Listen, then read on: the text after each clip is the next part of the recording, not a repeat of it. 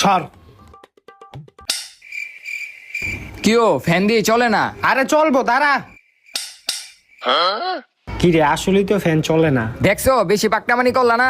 আমি কইলাম মিস্ত্রি ডাক দেই, অহন মিস্ত্রি ডাকতেই হইব।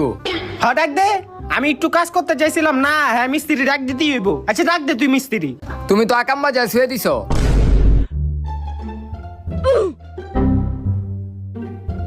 আচ্ছা, আপনারা কেউ কি বোর্ডে কিছু করছিলেন?